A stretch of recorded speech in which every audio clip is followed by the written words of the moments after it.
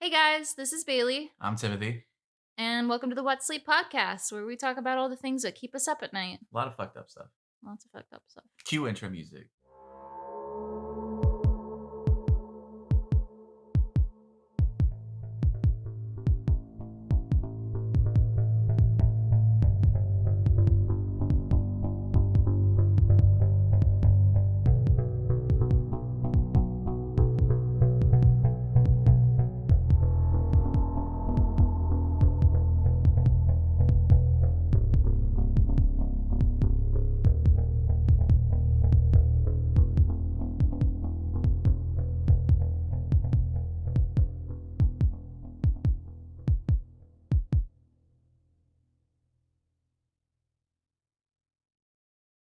Today's case is going to be about Azaria Chamberlain, and it's a really, really sad case from Australia. I don't think I've actually heard this one before. It's so sad. Oh no. Am I gonna cry? I don't. If you don't, I'm gonna be a little bit worried, but Oh, well, good thing I don't have tear ducts, so let's go. Our show is about aliens too, so I'm on to you, man. All right. Shh. Okay, so I'm just gonna get into it without any preface or anything. So the case of Azaria Chamberlain is one of the biggest cases in Australia. A lot of people compare it to O.J. Simpson's case here in America for its notoriety and how big it blew up. Okay, so the guy definitely did it. Well, that's the point of contention in this case, actually. So we're gonna let you decide exactly what you think happened. And So spoiler alert, he did it. Got it. So today, as of this recording, is actually 40 years and 5 days after the murder, or Okay. the death, or whatever you decide to come up with.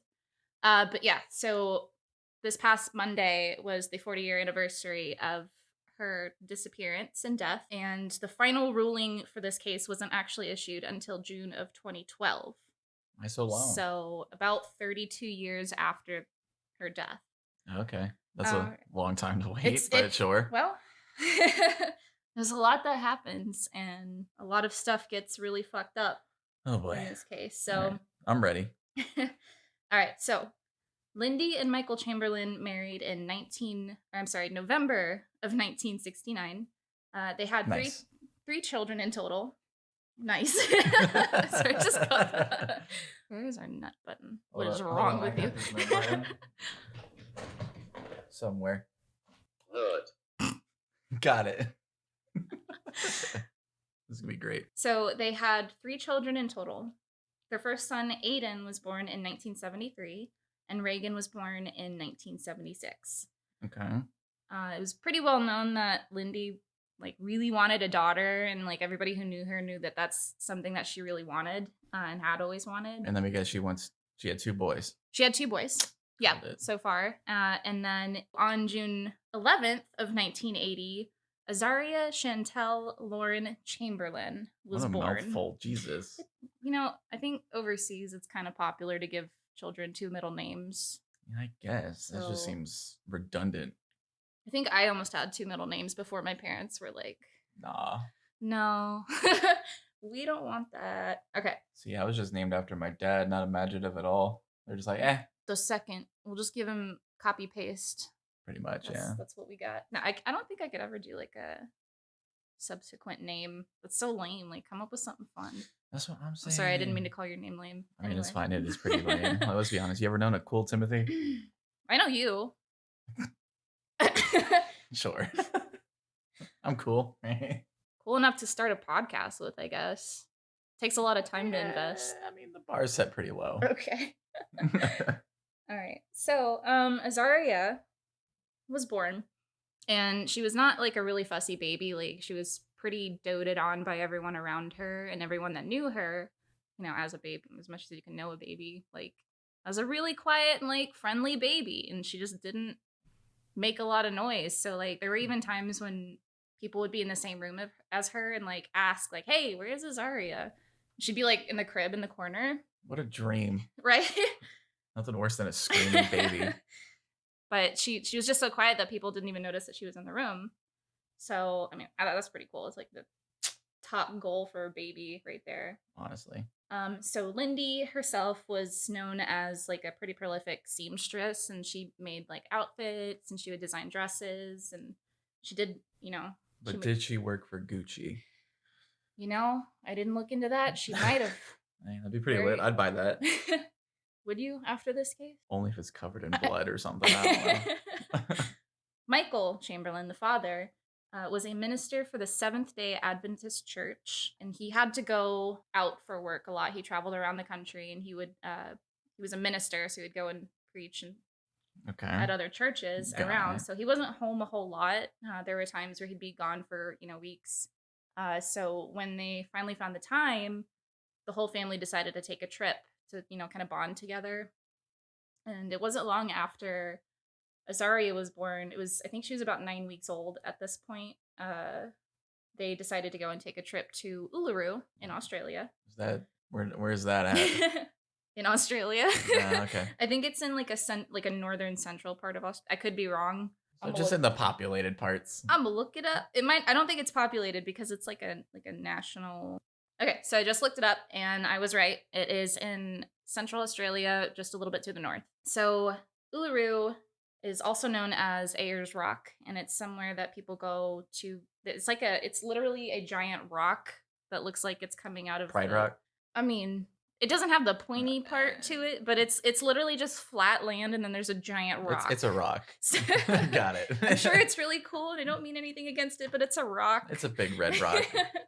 You've seen one, you've seen them all, right? You've seen them all. So at 9 weeks old, the family goes to Uluru on their trip, and Azaria is about 9 weeks old at this point. Uluru is a large sandstone location, a rock, as we've said, and it's really popular with hikers and campers, and it's got, campgrounds and places for people to, spend time and bond.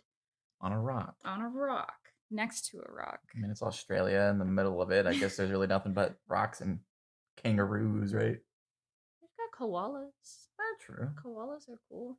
Until they claw you, but about it. So they arrived August 16th, late in the day, and they didn't really have much time to go camping before it got really dark, and they didn't really want to put, the kids, so they set up camp and spent the night before going out the next day to hike. Okay. So Michael took the boys to explore the rock. I'm going to keep saying that Dwayne. so sarcastically. Dwayne, the Rock Johnson. Michael took the boys to go and hike, and they kind of, they hiked up and around, I don't exactly know what trail. It didn't really talk a whole lot about that, but they went out for the day, and Lindy actually took herself and Azaria to this cave called the Fertility Cave. Oh, shit. And I looked up pictures of the Fertility Cave. I have a picture in my head, but I don't think it's very accurate. Well, it's it's a cave, and it's got it's a cave. What's cool about the cave though is that it's got like Aboriginal painted artwork on it, so people get to go and look at artsy. Anyway, but I looked up a picture of the Fertility Cave, and I found this picture, and it's literally somebody has painted a dick. Amazing. Next to all of these really cool old paintings that people have made, and just why are people like this? Anyway. It's probably a teenage boy. Just draw dicks on everything. Child, yes. Child. But yeah, it's a really cool place, and I think it looks really pretty. I think it'd be pretty cool to see. So they went to this cave and they hung out, checked it out. She's 9 weeks old, so I don't think she would have remembered anyway. So. Oh yeah, no. I don't remember what I did a week ago, so. I don't remember what I did this morning, I'll be honest. During the evening after they got back together at their campsite, where their tent was, family joins the rest of the campground guests for like a large barbecue, as you do. Of course. In Australia. In 115-degree weather with fire tornadoes. Hot. So Michael and Lindy meet another couple visiting the campground called Greg and Sally Lowe. And they're also visiting with their young child. Got it. They kind of bonded a little bit because their child, her name was Chantel, and Azaria, one of her middle names is Chantel. So they were like, "Oh, hey, what's up? We got a similar baby name. Like, that's cool." So Bonding they hit it off over baby names. So they hit it off, and they pretty much spent most of the night together at this barbecue. Sure they did. So, what does that mean? I don't know. So around 8 p.m., Sally gathers trash and like discarded food and like garbage, and she takes it to the garbage bin that they have around the campground. Okay. And she notices that there is a dingo standing near her by the garbage. That's And the thing, man. I don't think I could ever live in Australia. They got like so much random wildlife. do you know what a dingo is? Nope. What's the dingo? So a dingo's like a wild dog. Oh, wild dog. So it's not like a wolf or anything. Like it literally just looks like a dog, like Just a dog. you know, like a short-haired, like medium-sized dog. So Dog. Got it. but they're wild, so they're dangerous. So don't I mean, go near the dingoes. Have you seen one fight a snake before? There's this video of a dingo standing in the ocean or like in the ocean. yeah, in Australia. He's like standing in the ocean and he's like got a snake in his mouth and he's like whipping it around and trying to kill it, I guess. But he's trying to salt it with the ocean water. I can't remember. I think they panned over and there was like two kangaroos punching each other or something. And it felt like the most Australian video I've ever seen in my life. Kangaroos terrify me. They are jacked They're out their mind. buff. They're buff and they will punch you and their claws are like, I don't know how long they are, but they're like super long. They are the true apex predator of honestly, this world. Yeah. Who are we? That's why they're on Australia by themselves. So stay over there. They were exiled. So seeing a dingo isn't very much of a surprise, obviously, because they are in the wild and it is Australia. And they're kind of known to be around the area anyway. Nothing really came from the sighting of the dingo by the garbage can. It was just, you know, kind of known like, hey guys, the dingo go over there. There's a Shut up. It was the dingo all along. But you know, she got back and she was pretty much like, hey guys, just so you know, there's a dingo over by the garbage can. You know, like, just be aware that he's there and they're dangerous. Don't fuck with the dingo. But it's not uncommon to see them near the campgrounds because obviously they know that there's food there. They're going to be looking for food scraps and people, you know, there's signs up everywhere that say don't feed the dingoes. See, they got dingoes. We have bears. We don't have bears here. We have alligators. We do have alligators. And I'm sick of it. It's not as bad as back when I lived in Florida. I tell you what. I tell you what. So yeah, I mean, they had signs up all over the place that say don't feed the dingoes. Yeah. You know. Don't attract them. Fuck. Yeah, around, that's it. Because they will fuck your shit up. So they just pretty much don't want like people at the campgrounds enticing them to come closer and getting more and more comfortable with humans because that's just you really can't do that with. I mean, they do that with like deer too. Oh yeah, there's like that Japanese place. Well, that's a pretty cool thing though. Yeah, but you know, a deer. Those are like 3-foot deer. Yeah, they're not gonna do much to you. They're just gonna bow to you, give me food now, right? They're so polite. Dingo. It's like, oh, you gave me food. I'm gonna eat the food and then your hand.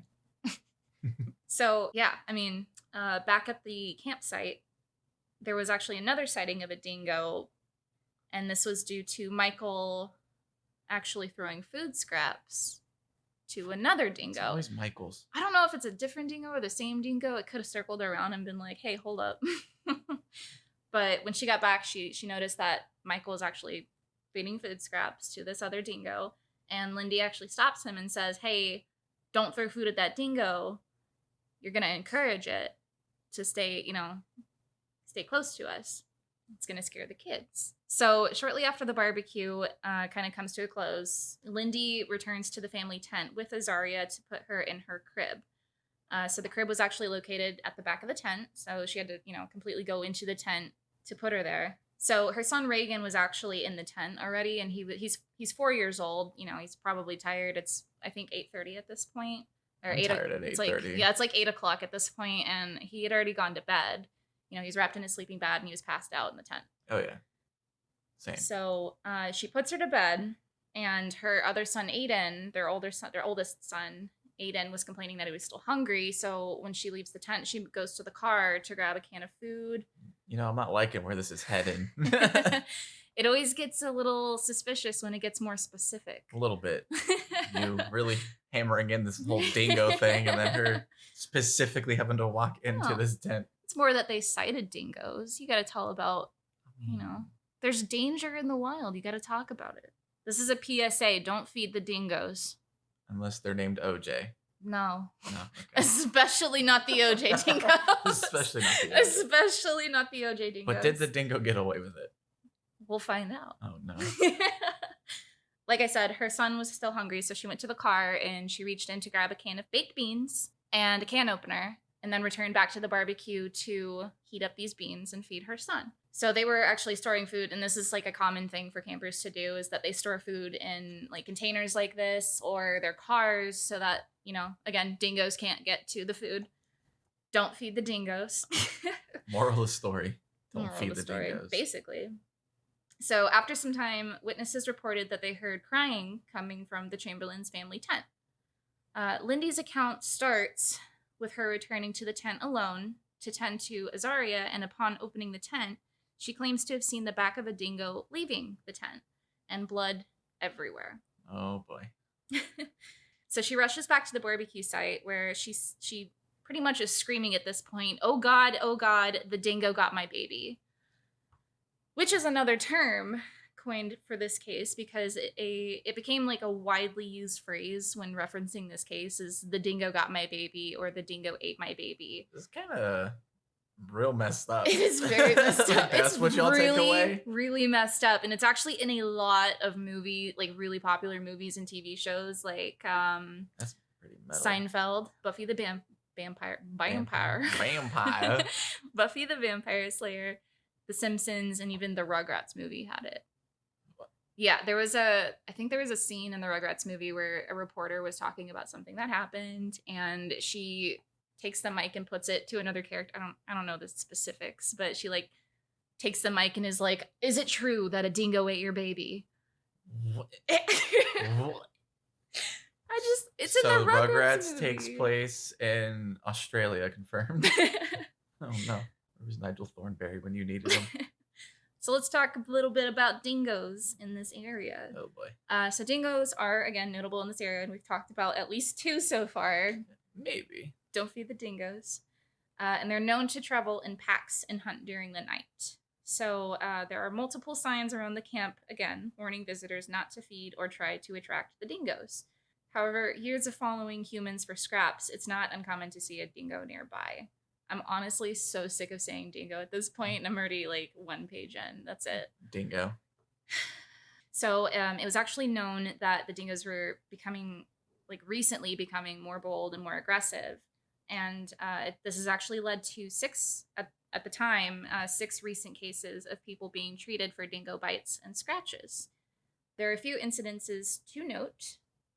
There was a 14-year-old girl and her 9-year-old brother that were snagged by a dingo. It grabbed their clothes and tried to drag them.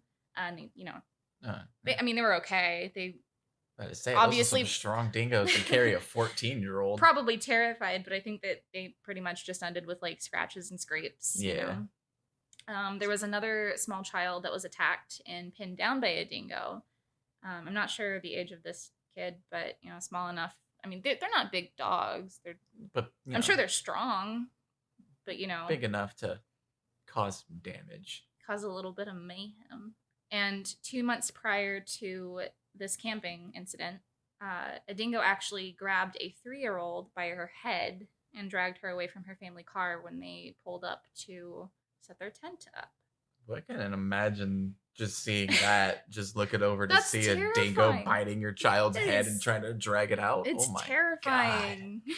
Australia is just metal as fuck. I'm terrified. I don't I'd go to visit Australia, but I think I'll go to the cities. I need a native to protect me, like an Australian person. Be it you can. I'm fine. I'm fine with the dingoes. I'm fine with the kangaroos at a distance, and like the fire tornadoes or whatever. But it's those big ass spiders that they just casually walk past. You know how many videos I've seen of people just driving, their hands shaking, and then they look over and there's just like a giant. What are you talking about? Oh, there's in the car? Yeah, like they're just driving, and then she like looks over, like pans the camera over on like that little visor thing where they keep like the vanity mirror. Yeah. It's just there, just looking at her.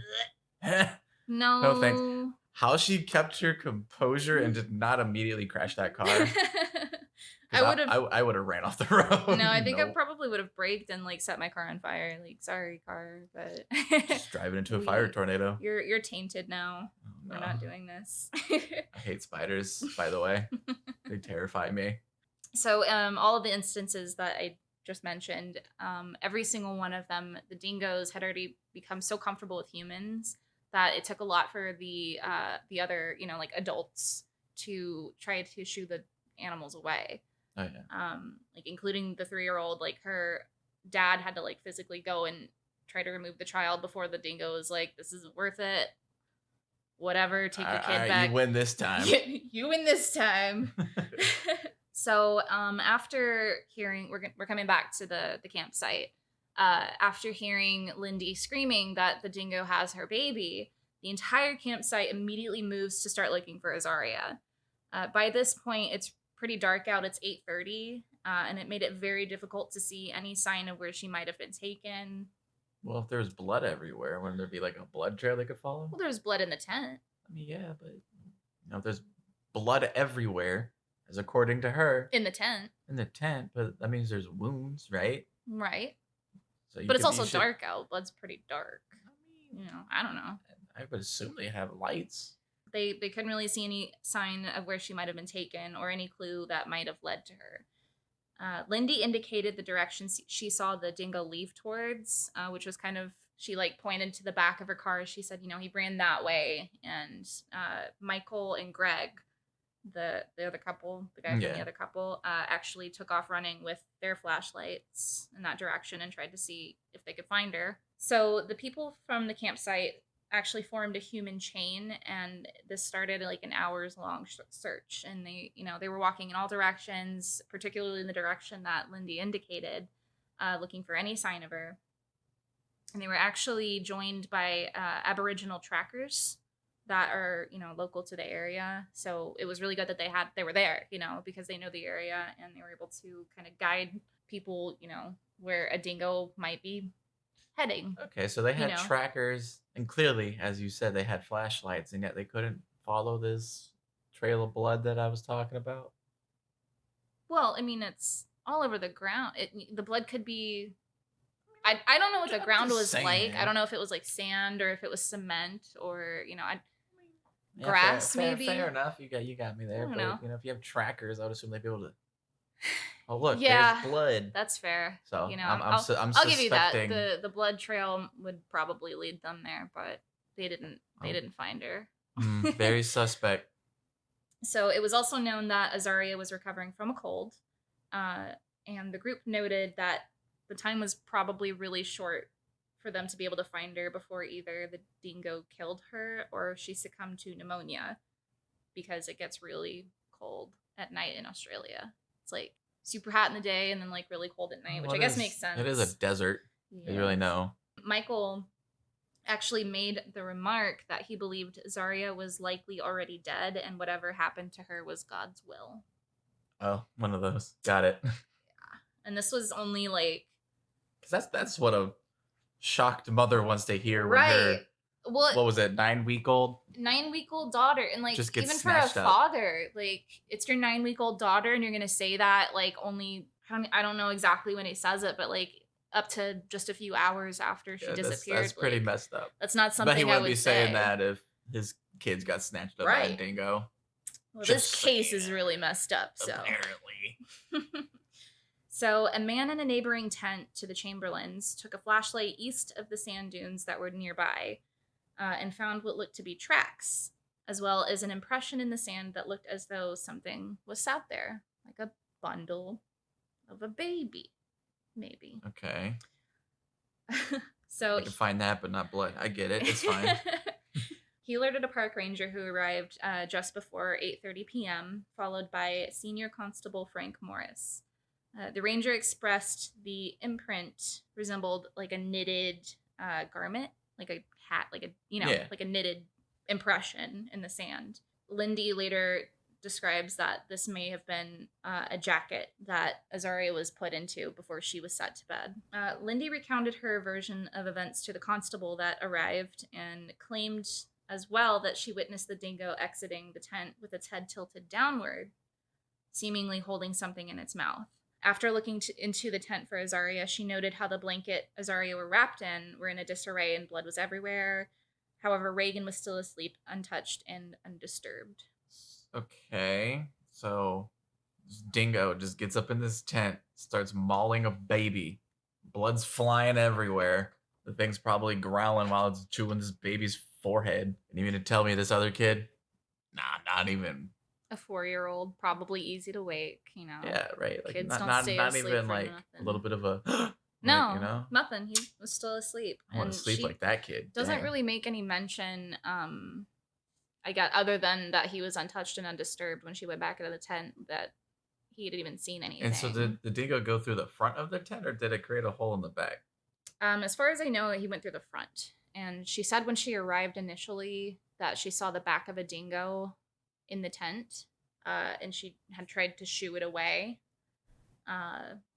This ain't adding up. Yeah. I think she might have killed that baby. What gives you that idea? Oh no, I don't like that tone of voice. Okay. So the constable returned to the tent to actually investigate for himself, and he found paw prints as well as drag marks. English is hard. Surrounding the tent. So when he arrived, that's what he found was, evidence that it's probably a dingo here. It dragged a baby away, Of course, yes. Is what he sees. So after the constable made these discoveries by the tent, Lindy and Michael headed alone to the area where Lindy had previously pointed out behind the vehicle. Yeah. And were there for roughly 15 minutes by themselves. Okay. I guess searching for, not so much clues. So the search was actually called off around 1:30 a.m. due to lack of visibility, and then resumed again around 5:30 in the morning once light finally had come out. An investigation into the Chamberlain's tent revealed traces of animal hair in and around the crib that Azaria was in, accompanied by bloodstains around it. Notably, there was actually no blood in the crib itself or any trailing from the tent. So that's why there wasn't a blood trail. There just she murdered her baby. Wasn't blood trailing from the tent. Like just straight up Michael Myers that. No. That baby. There was a blood spray pattern on the outside of the tent, however.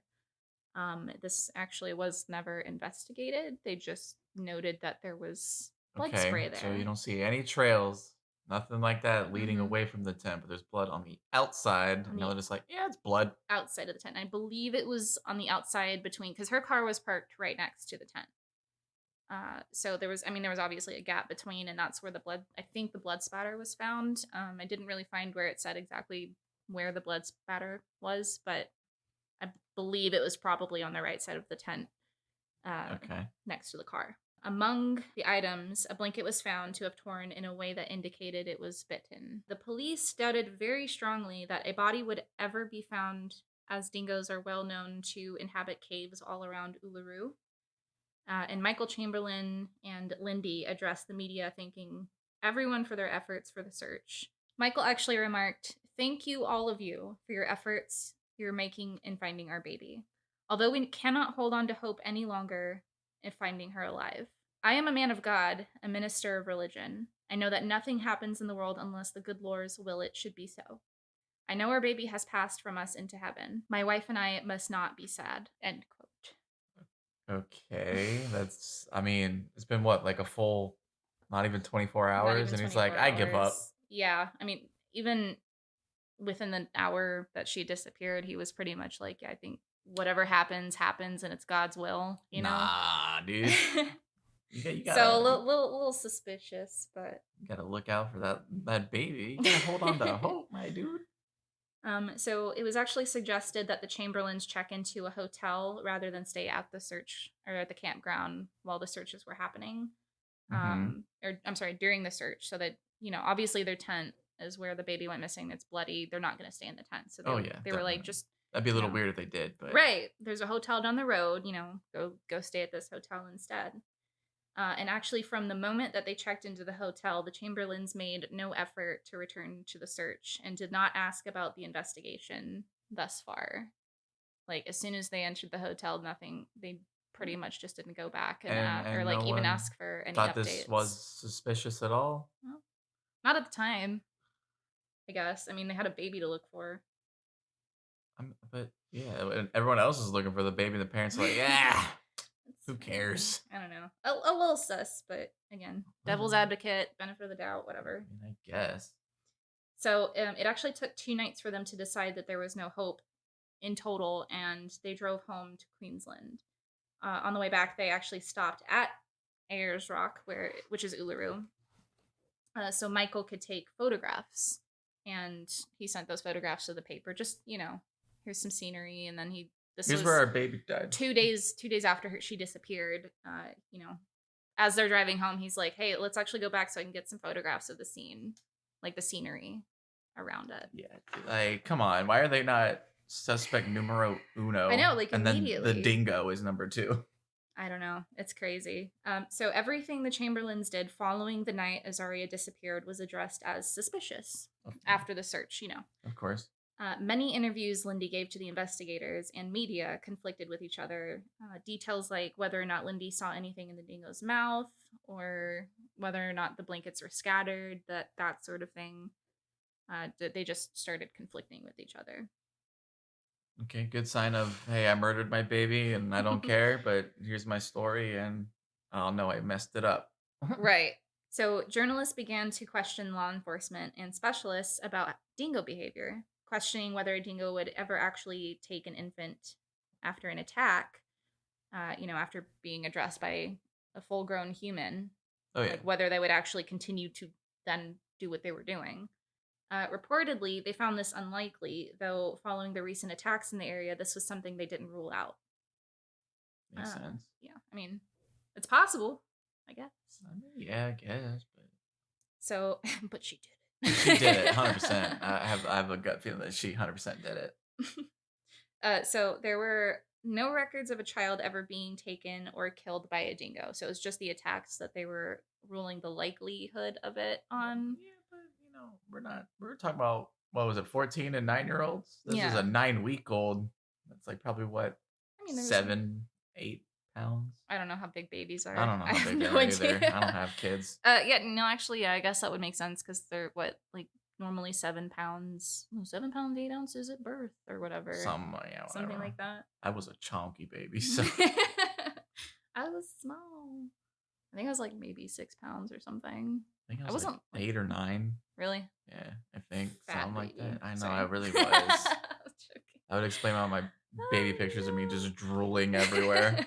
So after days of search and investigation, it was publicly announced that there was no possibility of recovering Azaria alive and a slim possibility of finding her remains. In the time following the attack, dingoes and wild dog sightings were actually reported to rangers, and the rangers then began to shoot them in response, sending their remains to labs for analysis in hopes that they would find anything that would indicate Azaria's remains so that they could find something, Got it. Which makes sense, but I feel really bad for the dingoes. Yeah, it's kind of messed up. It's like, oh, there's one. Pop, nothing. All right, let's go find more. One bad egg, and now we all gotta die. Man. Gee, where have we seen that before? Anyway. So on August 24th at 4 p.m., 1 week later, a young family in Uluru was on a walking trail in the hopes of capturing photos of the scenery and the local flora, so that their dad was a photographer. That was his job, so that's what they were there for. Wally and Margot Goodwin were their names, and their 2 children kept to a trail in search of wildflowers, which is so innocent. Oh no, it's so sweet. The fact that you said that just makes me worry for these it's a kids. nice thing. Like let's just go on a walk and we'll go look for some wildflowers. Oh my goodness. So the area that they hiked through was relatively close to Fertility Cave, which is what we talked about before, where Lindy took Azaria to check out the local paintings. And it was actually just over 3 miles from Ayers Rock Campground, too. Wally and Margot discovered a onesie close by, as well as a torn up diaper by a boulder. The onesie was bundled face up with bloodstains around the neckline and tears along the side of, the sleeve. Yeah. So Wally was aware of Azaria's disappearance, and they decided not to look, further or disturb any of the items that they did find. They actually drove immediately to the police station. Frank Morris was the investigator that was at the police station that day, and he and Wally traveled back to where the items were found. And it was noted that a dingo hideout was actually located nearby. So Frank picked up the onesie and tried to put it back together because it was claimed by both him and Wally that the buttons on the side to secure the onesie were actually undone. So he was trying to pick it up, put it together to take a look at it, see what it looked like, I guess. I don't know why you would ever touch that without an evidence, team or it was bag or something. 40 years ago? I don't think they cared that much for evidence, I don't know. cleanliness, whatever. I still wouldn't Contaminating evidence. Contaminating. I think they had DNA back then. Maybe. Not like today. I have no idea. I think the best they had was fingerprint dusting. And maybe dental records. We're showing our age. Yeah. Eat the rich. So, other than the blood stain, it was noted again that there was very little damage done to the onesie except for the rip that was on the left side of the sleeve and a little tear on the neckline. Mm-hmm. The diaper found had no trace of blood or any evidence really pertaining to a dingo attack, I guess, or her disappearance. I just think it's weird that, the buttons were just undone. Right. I don't think a dingo would be like, oh, let me unbutton you before I eat you, Right, and it was found pretty much intact. Yeah. And then there's only blood around the neck. Right, there was only blood around the neck. There's actually, let me show you a picture. Oh, shit. So this is actually the onesie that they found. And that's a lot of blood. It is a lot. Well, you bleed a lot from your neck and your head. You've got I guess an artery. Your jugular is, yeah. So, I don't know anatomy. So the buttons were undone, and the onesie, again, there's only a tear on the side. I really don't see any tears in this picture. It just doesn't look like a dingo took a baby and then started ripping at it. You know what I mean? Right. So that's how it looks like a decapitation to me. Looks like a decapitation. I'm just saying. It's so messed up. So the diaper, again, was found with no trace of blood or any other physical evidence other than that it was torn. The diaper was pretty torn up. There were actually 9 animal hairs attached to the garment, and no saliva was found on it. Okay. Itself. Definitely just, I guess, found some dingo hair and was like, oh no, my decapitated baby. Just threw hair on it. But yeah, it was also noted that it did rain recently, and this was a week later. Oh yeah. Okay. So they were well, it rained recently, so maybe, or days before, so maybe it washed away some evidence. So let's get into some of the drama that started to happen around this case. The spice, as you call it. The spice section. Why is it spicy? Amazing. So the Chamberlains learned about the discovery of the garment through the news, actually, as the media was allowed to release photos of the items, which led to more public criticism of how the tears could have been made. I originally was like, wow, that's really fucked up that the police didn't call them and say, hey, we found your baby's clothes, but... Well, they're suspect number 1. No. In my eyes. Well, in your eyes. But at the time, they didn't really have any suspicions of the family or anything. I thought it was fucked up that they found out through the news, but then I kind of looked further into it, and they didn't actually know if it was Azaria's clothes. They just kind of I guess they didn't want to jump ahead. Right. They just kind of assumed it was and didn't want to give them false hope and say, hey, we found your baby's clothes. But honestly, how many... how many baby onesies are you going to find out in the middle of a desert that has blood all over the collar? I probably would have called them, but not my call. I'm not a cop. So people were actually pretty disturbed by how emotionless Lindy seemed after learning about it. Lindy gave an interview where she claimed she wasn't surprised by the state of the clothing. She claimed to have seen dingo attacks on animals before and described how they used their paws to, quote, peel the skin off their prey like an orange. Okay. So she said she wasn't surprised by the state of the clothing, right? Wasn't she the one that was like, yeah, I saw blood all over the collar? Right. No, all over the tent. Did she say there was blood on the collar or no? No, she didn't say that. That's how they found the garment. Oh, got it. There was blood everywhere on the collar of the onesie. Understood. Yeah. My bad. I'm dumb. But that's so that little quote there, that's so creepy. Like, that's how she describes an animal attack. Like, what? She's like, she says that they use their paws to peel the skin of their prey like an orange. Who says that? That's so fucking weird. No, that's not what they do. I don't think they gingerly take the skin and peel it away. It's not a little cutie. Like, you just... Hey, maybe it was. Little calf, little cow, little cutie pie. I'm talking about little orange. I'm aware. Oh my god. All right. Speaking of cutie, you seen that Netflix show? Yeah. We're not advertising for Netflix. Pay us, Netflix. Don't advertise your pedophile show.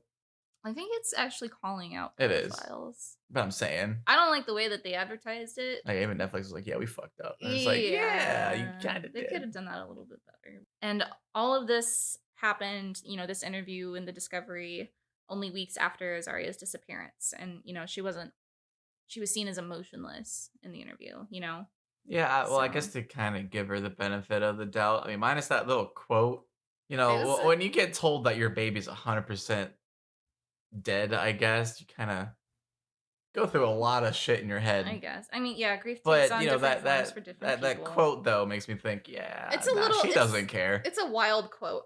I don't think I would ever want to be friends with people who just say things. Oh, like your baby died? Dang, my bad. Did they peel her skin like an orange? Like, what?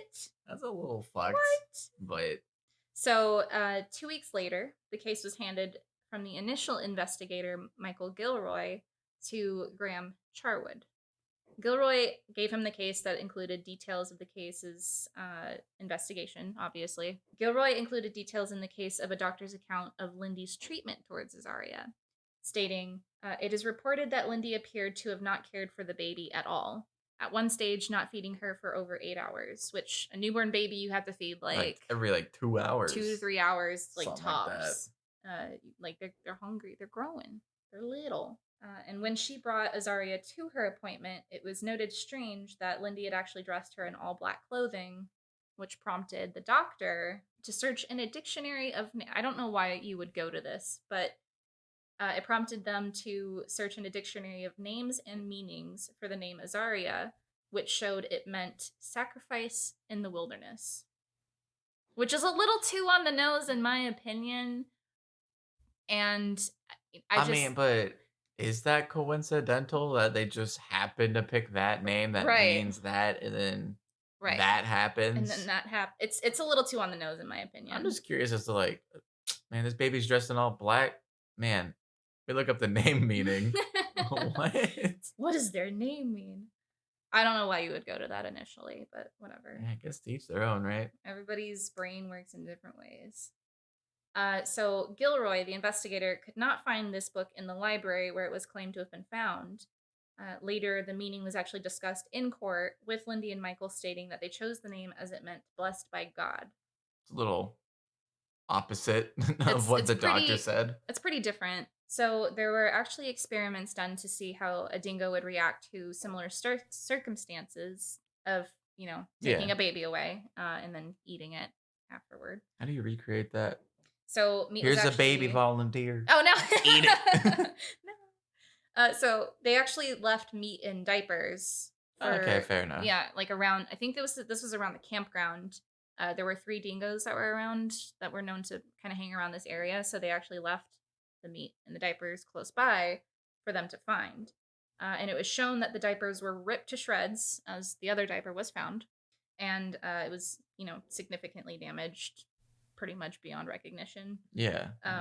As a wild animal does, not gingerly peel them back. Not gingerly pure it. Pure it? So another experiment was actually done at a zoo in Adelaide, Australia, where a dingo was given the body of a goat dressed in baby clothes and a diaper. Okay. The diaper was left intact. However, the clothing was torn through and damaged, buttons still closed. Yeah. Which, makes sense. Yeah, I mean, it's a wild animal. They're not going to care about clothing. Right. They don't want to gingerly. Oh, I hate pulp. Like, oh my God, no. Why?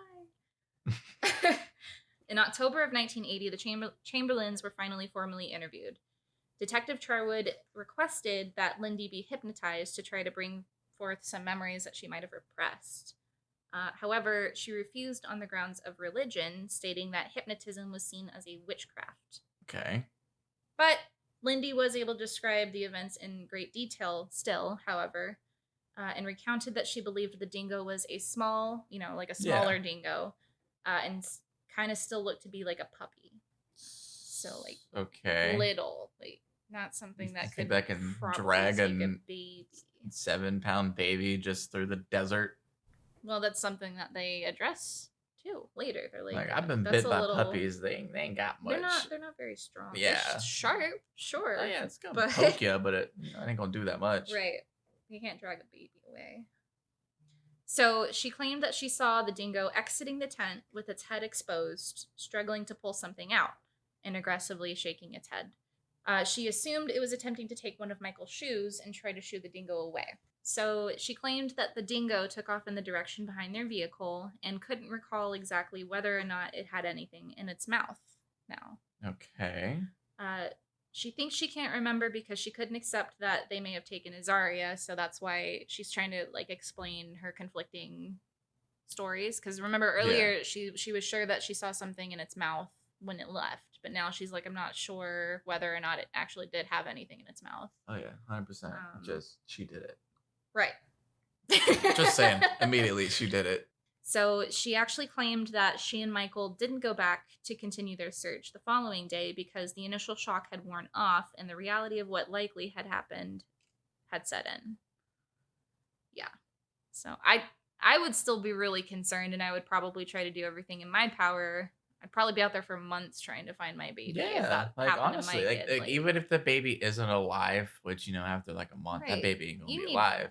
Bare minimum, you need closure. Proof. Right. Like, you need closure. You need to figure out exactly what happened. Like, because, I mean, even if you find blood or anything, you're still going to be like, okay, well, what if somebody went in and kidnapped my baby? Like, well, I guess if she had seen the dingo, I don't know.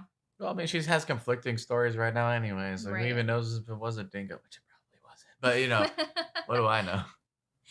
So the rumors continued to spread that Lindy and Michael had killed Azaria because she was sick and potentially had a disability, which there's no claim to or evidence to back that up. But again, these are rumors, so people are like, well, she probably killed her off because they didn't want to.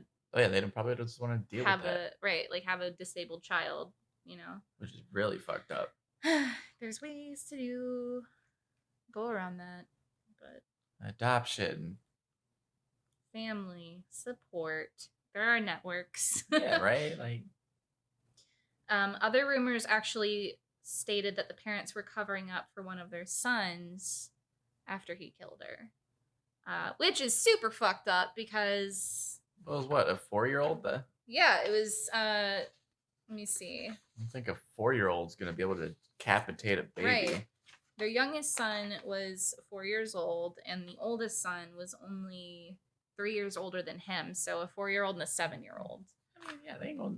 They can't even lift a 5-pound bag. You think they're gonna be able to decapitate a baby? I don't know. Like the 7-year-old probably. It's possible, but it's probably not likely. Because they actually like this. By all accounts from other people, they were like a super loving family. Like dad was a minister, except Azaria.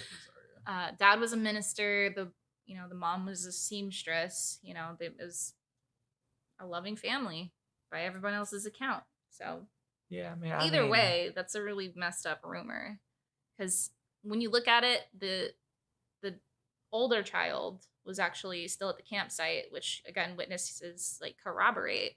And the one who was sleeping in the tent was the 4-year-old. The 4-year-old's not going to kill his sister and then have the mindset to hide her, Yeah, right. But I don't think they have the mental capability to even think about murder at this point. So the family had actually been getting harassed while out on errands, and people would actually drive by their home. Many people yelling and accusing them flat out of being guilty of killing Azaria, and they were actually sending them death threats. like through the mail and like calling them. And... Yeah, sure, they probably, which I think they killed their kid. But even then, I don't think you should necessarily send them death threats. A lot of people are really passionate about getting 9-week-old babies killed, you know? I mean, yeah, but, you know, let the court decide. You know, that's like what they're there for. Like, it's common sense, but I mean, yeah. The world we live in. The world hasn't changed. So in an interview, Lindy pleaded with people to stop the harassment as they were grieving, you know. Their daughter died. Emotionless as you get the news that, hey, yeah, look, we found your bloody kid's onesie. Everybody grieves their own way. I guess. I would be distraught, but that's me. I don't know how I would act in that situation, honestly. Yeah, I've never been in that situation. I've never had a 9-week-old child get decapitated and dragged away by a dingo. We don't know if it was decapitated, but yeah. Based on the picture, that's my assumption.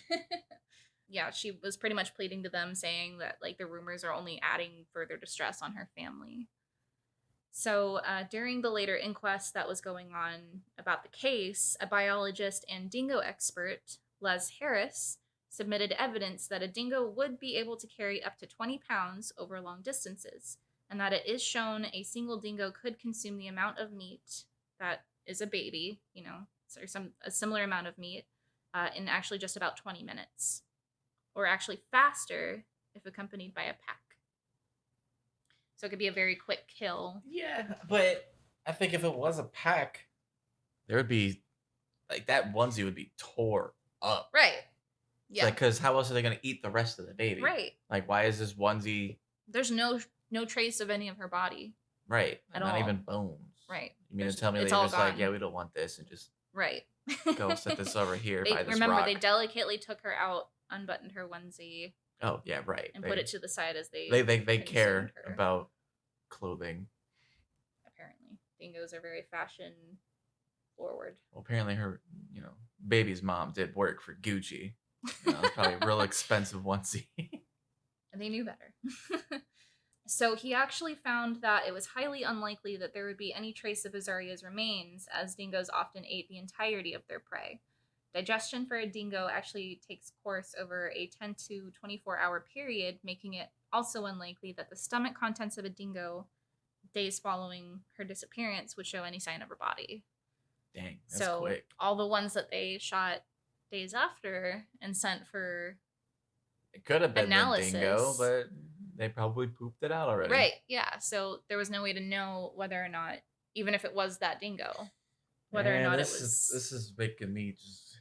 It goes in so many different directions, and the whole time you're like, did the dingo do it? Exactly. Did the mom do it? Like, what's happening? Because there's me personally, I think the mom did it.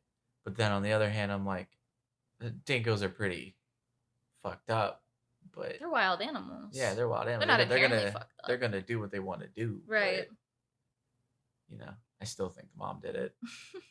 So he actually also dismissed experiments that presented captive dingoes in the way that they would treat a diaper or like a goat in a onesie, as obviously they're going to behave differently than a wild dingo, even one that's like accustomed to humans. You know, they're still going to behave differently. And when the experiment found that the onesie was torn to shreds, he was like, you know, that's just a different type of animal at that point. It's a more tamed animal in a zoo than out in the wild. Yeah, like the tamed animal one was all tore up. Yeah. The wild one's going to be even worse. I don't like this guy. There are some things that you can get right while other things still being incredibly incorrect, and it just ruins the whole thing for me. All I've learned from the many true crime podcasts that I've listened to is that the police don't know what they're doing 90% of the time. So his report finished with findings that it was entirely possible for a dingo to take and consume a baby within a half hour. After the inquest was finalized, Coroner Barrett actually publicized his statement on the case in an attempt to, you know, calm down the rumors and bring closure to the public as well as the family. His findings concluded that she had died after being attacked by a dingo, based on the facts that were presented. He stated that a dingo removing Azaria from the tent would have caused significant damage to the base of her skull and neck, and caused a quick death, which could explain all the blood around the neck of the onesie. But this doesn't explain how. Right. Just casually exit the onesie. Exit the onesie. Exit the onesie.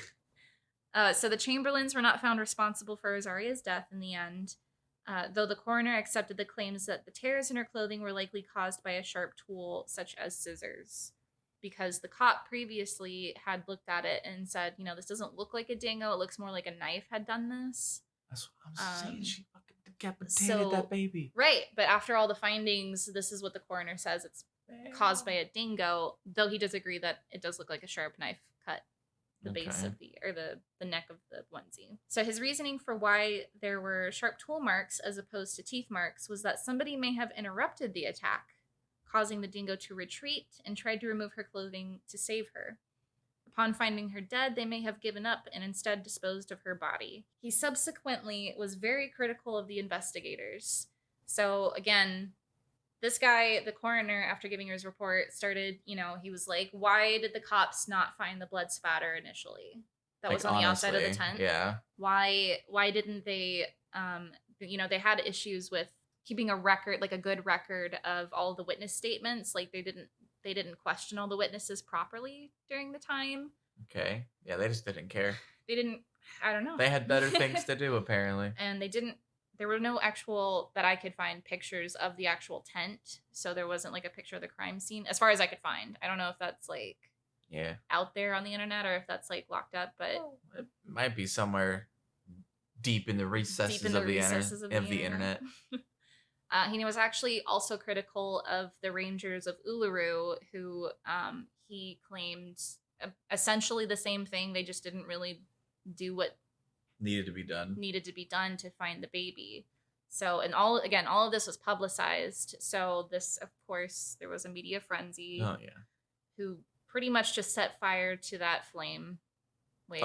As they do. That tinder. We're gonna set the flame on fire. We're gonna set the tinder on fire. Tinder hasn't been invented yet. Anyway. Super like.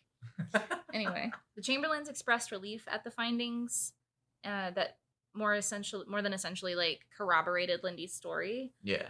And they actually sent a photo of Lindy holding Azaria to media and made a comment that they were looking forward to starting their lives again and focusing on their sons. The Northern Territory authorities that were in charge of the investigation, obviously, and the prosecutors were pretty displeased at the findings, and the case remained open as a result of many differentiating opinions. So it wasn't closed officially, so that was pretty much just the coroner's like, this is what I found to have happened. Yeah, but they don't know what they talk about. It's a coroner. She killed that kid. She killed that kid, 100%. Timothy Coroner 2020. I'm good. I don't want to stare at dead people. That's fair. Yeah. Sad.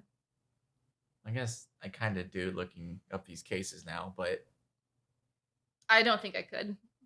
Dead people? Well, so fun fact, I actually know someone who used to work in a morgue. And apparently, like even hours after death, the body can still have random muscle movements. Yeah. And she told me a story about how she was working on a corpse, prepping it for the funeral. Mm-hmm. And all of a sudden, another one that was out on a table just suddenly shot up. Like, after it was laying down, it suddenly shot up and then sat there and then fell back. First of all, no. Right. I would immediately run out of that room. Secondly, do they have enough movement? Like, can their body physically make them sit up like that? I mean, I don't know what happens, but like, have you ever seen like the videos of people like salt fresh meat and you see it like pulse because of the but it like pulses, like, so when I think of a dead body still moving after death, like I think of like facial twitches or like maybe their fingers would move or something. I don't know. I haven't really looked into it that much, but I would probably quit immediately. Oh yeah, I would immediately run out. Nah, here you go. Bye. Later the same year, Professor James Cameron submitted new information to the case. Professor Cameron had previously worked on many high-profile cases as a senior forensic medicine consultant to the British Armed Forces. He had actually examined her clothing and found an incision at the base of the neckline on the onesie that was consistent with scissors. And again, the mom was a seamstress, so his thought... so she knows how to use scissors? She... More that she probably had scissors with her, but yeah. And rather sharp scissors, right? Not those like really crappy little elementary school ones. I don't know. Craft scissors are wild. I've seen some wild craft scissors in my day. Yeah. I mean, I don't know. He also found what he believed to be a print from an adult human, claiming the possibility of someone burying the clothing and later placing them by the trail was likely. He also found what he believed to be a handprint from an adult human, claiming the possibility of someone burying the clothing and later placing them by the trail was likely. His opinion was that a dingo was not involved at all. Oh, shit. Oh, snap. In 1981, it was announced that the investigation was going to be reopened. So... Hell yeah. Get her! Lindy Chamberlain actually responded by only stating, "I didn't know there were dingo experts in London." What a bitch. Not, can we just let my child rest with what we've found? No, she had to be sassy about it. She had to only say, "I didn't know there was a dingo expert in London." Right. All right, that's fine. Forensic testing continued on the items from the scene, and a sticky substance was found underneath the dashboard of the car. Oh. Though it was determined to have likely been a sugary drink. Yeah, makes sense. I've done that. It's children. It is children. However, along with this sticky substance under the dashboard, there were also several bloodstains found in the front passenger seat, on the door handles, under the dashboard, on top of the seat, underneath the seat. What the hell?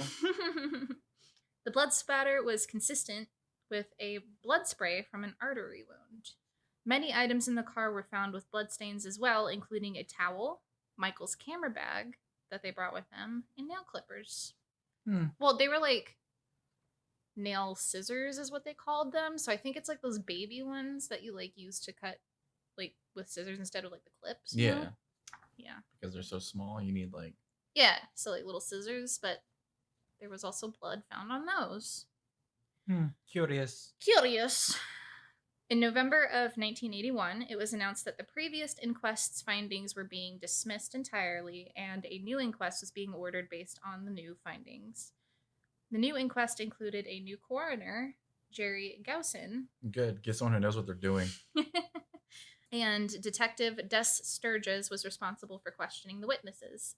And he went into this firmly believing that Lindy was guilty. And he commenced his investigation based on the new evidence presented. So he pretty much just focused on what they found in the car. I mean, during this. That's damning evidence. Right. It's pretty damning evidence. You find blood all over the car.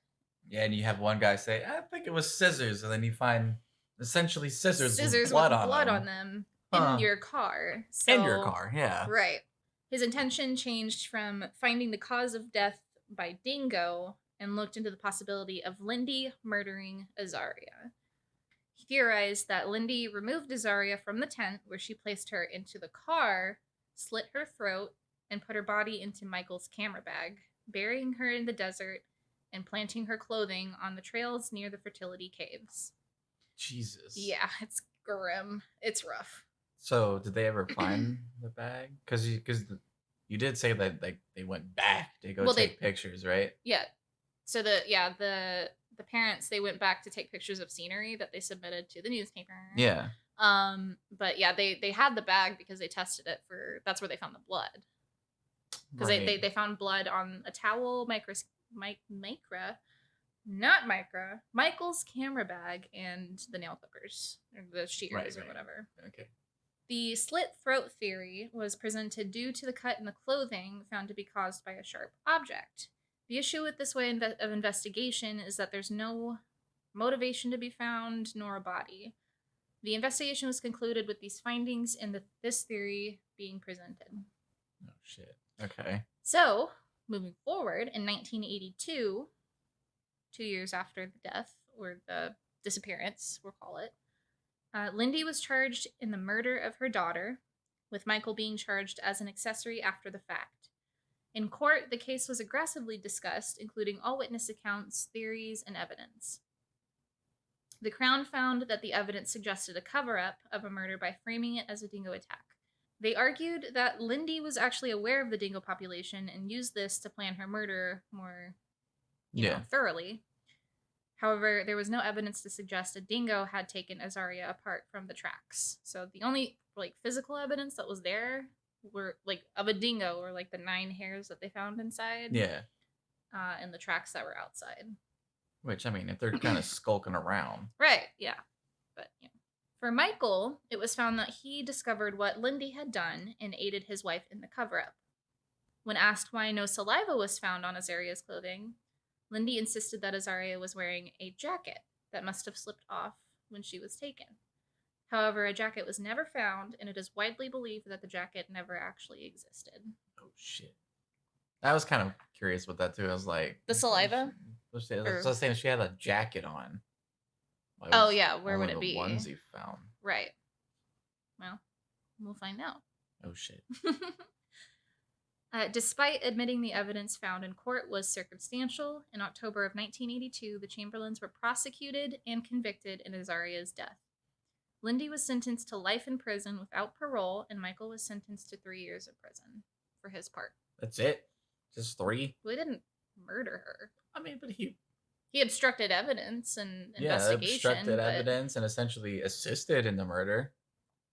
Well, it was after the fact. It was. Well, I mean, even in the disposing of the body. Well, his charges were accessory after the fact, so it wasn't. They found that he wasn't involved in the murder, but I think they should both be rotting in prison together. But a couple that murders a baby together, rots in jail together. Okay.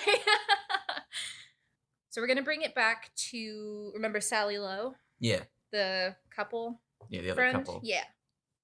So Sally actually gave a testimony, as well as other witnesses giving their testimony, that all said that Azaria's cry was actually not heard until after Lindy returned from the tent and the car. So they were like, how would she have killed her and then she cry? You know what I mean? Right. Like, how would she have cried if she had already killed her? Every witness present supported the dingo theory in court, and many people involved in the case, as well as outside of it, believe that this is the true story as well. Just due to the original timeline not allowing time for Lindy to have killed and hidden Azaria's body, plus the cry happening after she had returned from the tent. The fact that the investigation was botched by way of not properly questioning witnesses on the night, evidence was not found until much later, and the aggressive rumor mill pushing different narratives has many people disagreeing with the final charges. In February of 1986, we're going to jump forward a little bit. Okay. A British backpacker named David Brett. You ready for this? Oh, I don't know. In February of 1986, a British backpacker named David Brett was climbing Uluru when he fell to his death. Oh, shit. The police searched for 8 days to find his body, so it covered a lot of ground. And during the search, they found a small knitted jacket. Okay. This is actually the jacket that Lindy insisted Azaria was wearing on the night of her disappearance. Oh, shit. And this blew the whole case wide open. The findings on the jacket were consistent with Lindy's story, and she was actually released from prison 6 days later, along with her husband. This is while they've been in there for what, 3-4 years already? Right, because it was like 1986. Yeah, so it was about 4 years. So yeah, I guess he was actually already out. Yeah, he might have been already out. Yeah. The findings on the jacket were consistent with Lindy's story, and she was actually released 6 days later after the findings were made, and a new investigation began. This new investigation was entirely focused on the scientific evidence that was found throughout the case. In a surprising twist, the blood found all over the vehicle was tested again, and not found to be blood at all. Okay. It turned out that the substance was actually chocolate milkshake. How do you confuse chocolate milkshake with blood? And copper ore dust. I don't know. What? That's the weirdest combination. I don't know what lab they sent that to, or who made that finding, but that's just such. You go from it's chocolate milkshake. It's not blood. That's entirely different. That's like a Yeah. Well, I don't know about the copper ore. I don't know structure. I don't know how they look at that, but I don't know. I just don't just carry understand. rocks with them. Like I don't understand the process of that. But okay, they found out it wasn't blood. So that's fucking chocolate milkshake and copper. Apparently, Jesus. So the spray that was found consistent with an arterial cut was actually tested and found to be overspray from a fluid that gets applied to cars. It's like a sound system fluid or something. I don't know exactly what the fluid was. I haven't necessarily been jamming out, and then all of a sudden, I get splashed. Well, it was actually it's actually something that could have been sprayed, and it's kind of common for this to happen to cars. Like this fluid gets sprayed in the manufacturing process when they're producing it. Okay. So they found that was what that splatter was that they found under the dashboard. Apparently, these people don't know what blood is. I don't, right? Like Jesus. This completely debunked the murder case that was presented previously. New technology and evidence was also found that the cuts on the clothing were consistent with canine teeth after all, and not scissors. The commissioner concluded that they could not prove beyond a reasonable doubt that Lindy killed her daughter, Azaria. In September of 1988, all charges were retracted, and the Chamberlains were awarded $1.3 million. Jeez, dude. And that's in 1988, so it's a lot more. But unfortunately, that amount didn't actually cover the cost of the whole case. And, them being out of work for, at this point, 4 or 5 years. So still, it really wasn't a whole lot. It was pretty much covering what they had already spent in legal fees, but it's something. That's a lot of money for legal fees. Yeah. It's a big case. Like I said, it was as big as O.J. Simpson was in America. Why do they gotta make it seem like they don't fucking care about this baby? They don't. Yeah, they obviously don't. But... So, even after the case, the Chamberlains remained under intense public scrutiny due to the media influence that surrounded the case the whole time. Lindy and Michael actually divorced after all of this, though they do still kind of work together to continue to push for their innocence, whenever... Because people are still coming after them, and oh, I'm sure. People still don't believe that that's the actual story, the dingo story. They still believe that she killed her daughter. They're also still fighting for the death certificate to read that Azaria was killed by a dingo, because at this point it was still stating that her neck was slit open by her mother. Yikes. So they were really trying to get that death certificate updated. Yeah, understandable. And finally, in February of 2012, 32 years after Azaria's death, a new inquest was done to present new evidence of dingo attacks and kills involving children. The coroner made a final ruling and changed her death certificate in 2012 to reflect her death due to a dingo attack. And that's the case of Azaria Chamberlain. Man, why you gotta throw that curveball at me at the last second? I told you, it goes in 8 different directions, and you don't actually know what you believe until the end of it. Man, it's crazy. I 100% believed it was her. The entire time. From the get-go, I was like, it was her. 100%. Honestly, I'm very sad that backpacker died, but it's kind of a good thing because they did find her jacket and were able to close that case as well. Yeah, I guess. So, I mean... Just... There's good and bad in the situation. At the right time. Right. Or right place at the wrong time. Yeah, something. One of those two. Wrong situation. Either way. So that was the case of Azaria Chamberlain. All right. Well, and, hopefully my first case is as mindfucky as that. We'll see. Yeah, we'll see. I'm sure it's fucking worse. We'll see. I don't know. Much worse. Does involve children. Lots of children. Good shit. Fair warning. Fair warning. Spoiler alert. Lots of children die. So, guys, do come back and listen to our next episode. The next episode's actually going to be read by Timothy. Yeah. And fair warning, it does involve children, but yes, lots of dead children. We do hope you come back to listen to more of our episodes, and I hope you enjoyed this one. Yeah. Please subscribe. leave a review on our podcast, and try to follow our social media to stay updated with new episodes and whatnot. We're on Twitter, Instagram, Facebook at What Sleep Podcast. And we also have a subreddit that we made, What Sleep Podcast on Reddit. And we will catch you guys in the next episode. Bye.